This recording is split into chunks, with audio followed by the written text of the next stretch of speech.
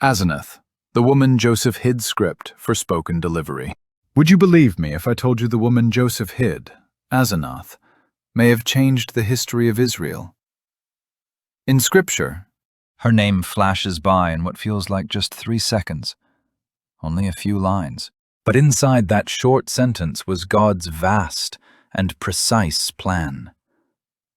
And I think for many of you, this may be the first time you've ever heard that. Asenath.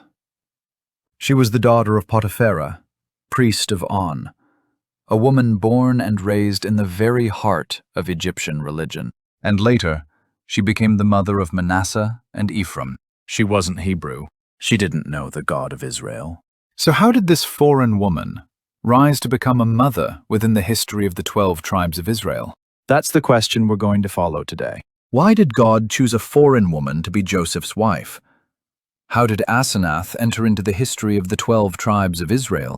And what does the striking contrast between two women with such similar names, Potiphar's wife and Asenath, tell us? People draw lines based on bloodline and background, but God erases those lines through his providence. Today, let's follow the real reason a foreign woman became the mother of Israel's tribes. We think we already know Joseph's story. Hated by his brothers, sold into slavery, falsely accused in Potiphar's house, losing his youth in prison, and then, overnight, rising to become ruler over Egypt after interpreting Pharaoh's dream. Up to this point, most of us have heard the story many times. But right at that moment, right when he reached the highest place in his life, Scripture quietly drops a sentence that is short, but not small at all.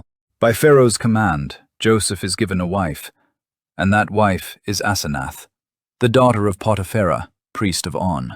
It feels like just a name that appears and disappears, doesn't it? But is that really all it is? The 2 sons born from this woman, Manasseh and Ephraim, would later become the starting point of 2 tribes among the 12 tribes of Israel. In other words, within the very roots of the nation of Israel, the blood of a foreign woman, not a pure Hebrew by ancestry, was flowing. We pass over that fact far too easily, far too quickly. But if you go just a little deeper, you begin to see how carefully God's providence was woven into this one marriage.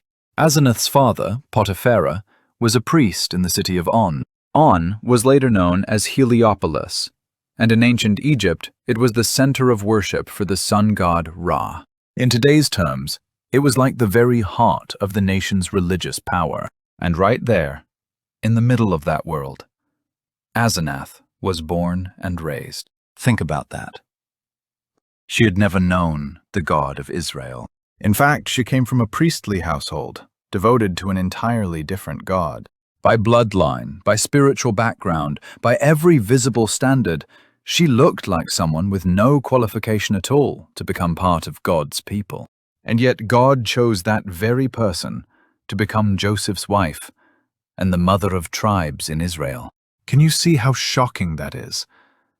If preserving a pure bloodline were the most important thing, God could have chosen countless other ways. So why her? When you trace the bigger flow of the whole Bible, you realize this was no accident. Like Rahab, like Ruth, and like the foreign women who later appear even in the genealogy of the New Testament, God had been showing from a very early point that his plan of salvation would never be locked inside one ethnicity or one bloodline. Asenath was one of the first signals of that great movement. A quiet beginning, but by no means a small one. And there's another fascinating detail here. In Joseph's life, there are 2 Egyptian women whose names sound strangely similar. One is Potiphar's wife. The other is Asenath, the daughter of Potipherah. Their names may sound alike, but their roles in Joseph's life are completely opposite. Potiphar's wife was the one who tried to lure Joseph into sin. She was the face of temptation in the season when he was young, vulnerable, and had to run for his life from compromise. Asenath, on the other hand, stood beside Joseph after he had risen from the lowest place to the highest one. She was the woman who stayed with him and bore the sons of covenant promise. 2 women from the same land of Egypt, from similar social and religious backgrounds, and yet one stands in the place of temptation and testing, while the other stands in the place of restoration and covenant. Is that a coincidence? I don't think so. I believe this contrast compresses the entire path of Joseph's life into one picture. After the test is passed, there is always a new place of grace that God has prepared. Through the contrast between these two women, Scripture quietly, but unmistakably, bears witness to that truth. The names of the two sons Asenath bore carry Joseph's whole life inside them. Joseph named his first son Manasseh. In that name is his confession that God had made him forget all his hardship and all his father's house. He named the second son Ephraim, confessing that God had made him fruitful in the land of his suffering. But then something astonishing happens. Later, before Jacob dies, he blesses these two grandsons as though they were his own sons, and formally places them among the tribes of Israel. The two sons born from a foreign woman are brought into the very names of Israel's 12 tribes. What does that mean?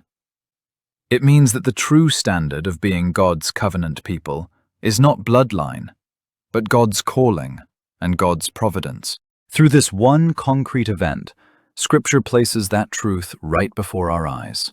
To human eyes, it looks like a confusing lineage, but from God's point of view, it was part of a much larger and wider picture of salvation that had been planned from the beginning. Now that you've come this far, you have to ask yourself this question. How often have we mistaken faith for something determined by bloodline, background, or qualification? Have you ever drawn a line around yourself and thought, I wasn't born into a family of faith. My past isn't clean. I have no religious background at all, so maybe I'm too far from God? But the story of Asenath clearly shows us that those lines are human ideas, not God's. The daughter of a priest who served the sun. God became a mother in the line of covenant, and her two sons were recorded forever in the names of the tribes of Israel. This story testifies that God's grace goes far beyond the conditions people create. People judge qualification by background and bloodline, but God wipes away those boundaries through His providence and gives us a new name. If there is anyone listening right now who feels unqualified and has been keeping distance from God, I sincerely hope the story of Asenath becomes the message that tears down that wall today. Scripture doesn't say much about Asenath, just a few short lines, that's all.